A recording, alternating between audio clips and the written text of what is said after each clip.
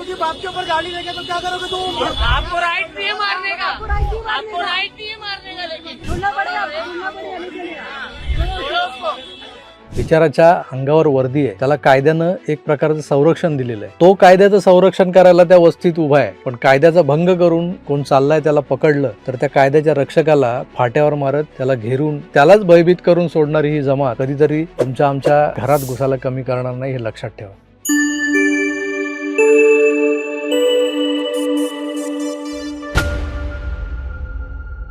मित्रांनो नमस्कार. मी आता तुम्हाला एक व्हिडिओ क्लिप दाखवणार आहे.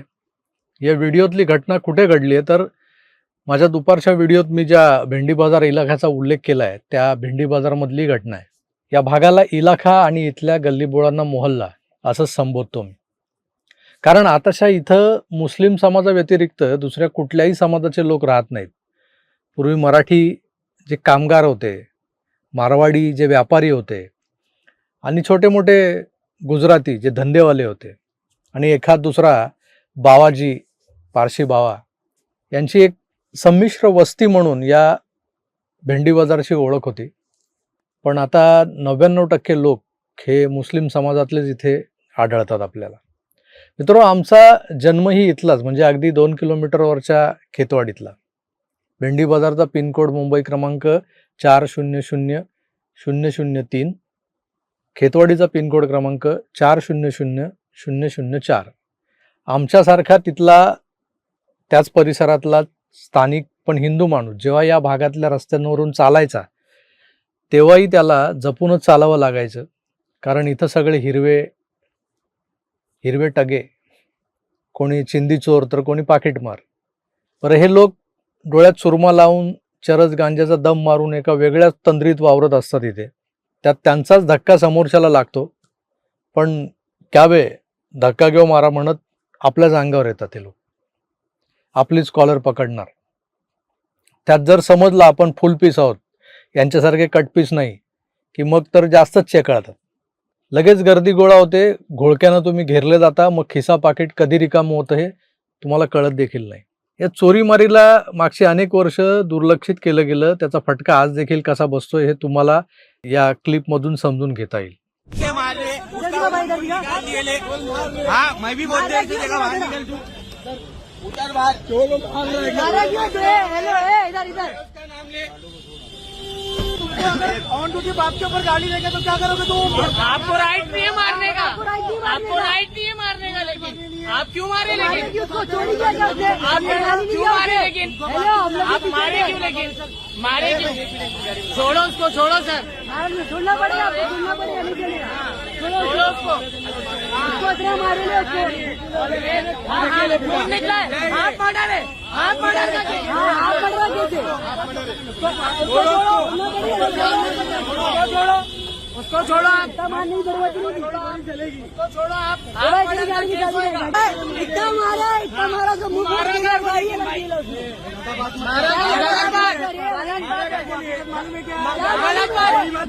हाँ तो मारेगा तू, मारेगा, मारेगा।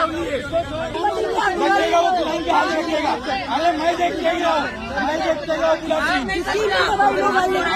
हूँ। खून निकले, हाथ मर्डर का केस होएगा आपके ऊपर, हाथ मर्डर का केस होएगा। हाँ, दादागिरी है यहाँ पे, सिर्फ दादागिरी। मुंबई पुलिस की दादागिरी।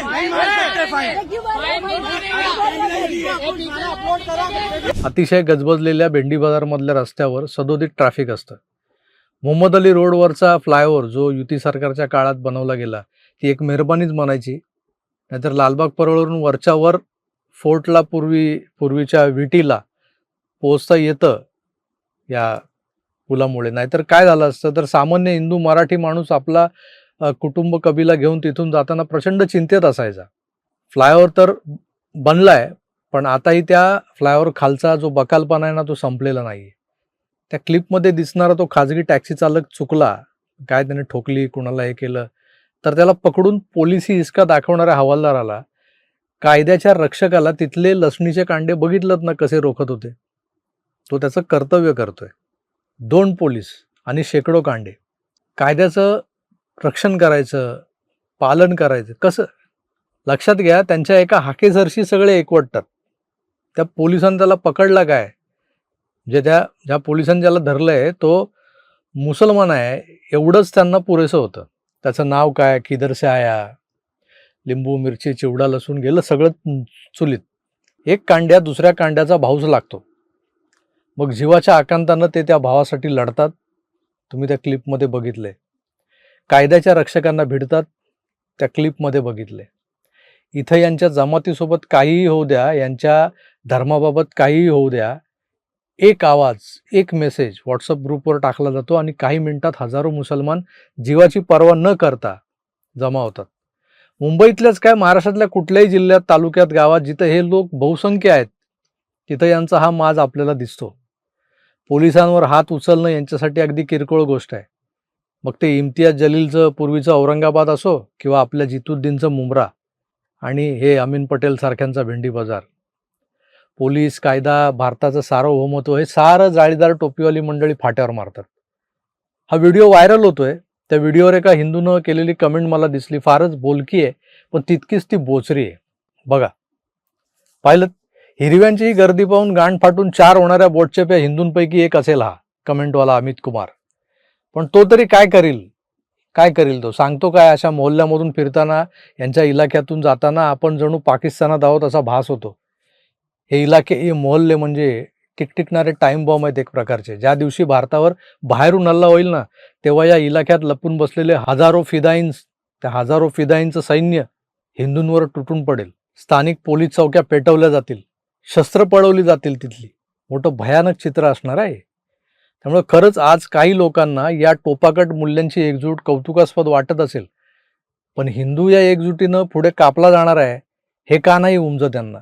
मित्रो, विचार करा. असले व्हिडिओज पाहून बोध घ्या म्हणण्यापेक्षा या देशविघातक शक्तींना कायद्याच्या कचाट्यात मर्यादित कसं करता येईल यावर विचार व्हायला हवा. तो करत नाही कोणी.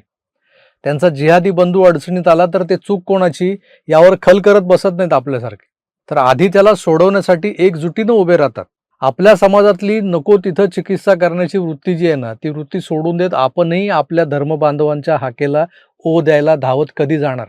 ते आक्रमक होते, आक्रमक आहेत. यापुढेही त्यांच्यातली आक्रमकता संपणार नाही. लिहून घ्या माझ्याकडून. पण म्हणून हिंदू अजून किती काळ दबून राहणार? विचार करा. पण आता नुसता विचार करू नका, कृती करण्याचीही तयारी ठेवा. नाहीतर त्या भेंडी बाजारच्या गर्दीत सापडलेल्या त्या हवालदारासारखी तुमची गत होईल. म्हणजे ते बिनपगारी फुल अधिकारी म्हणतात ना त्याला. बिचाराच्या अंगावर वर्दी आहे, त्याला कायद्यानं एक प्रकारचं संरक्षण दिलेलं आहे. तो कायद्याचं संरक्षण करायला त्या वस्तीत उभा आहे. पण कायद्याचा भंग करून कोण चाललाय त्याला पकडलं तर त्या कायद्याच्या रक्षकाला फाट्यावर मारत, त्याला घेरून, त्यालाच भयभीत करून सोडणारी ही जमात कधीतरी तुमच्या आमच्या घरात घुसायला कमी करणार नाही, हे लक्षात ठेवा. आणि हे घरात घुसण्याआधीच आपल्याला यांना थांबवलं पाहिजे. त्यासाठी वेळीच जागं झालं पाहिजे. आणि जे झोपेचं सोंग घेऊन वावरतायत ना या समाजामध्ये, बघा त्यांची एकजूट. अरे त्यांची एकजूट बघतोय आपण. बघा काय तुमची एकजूट कधी दाखवणार? विचार करा. पटलं तर घ्या, नाहीतर सोडून द्या. धन्यवाद.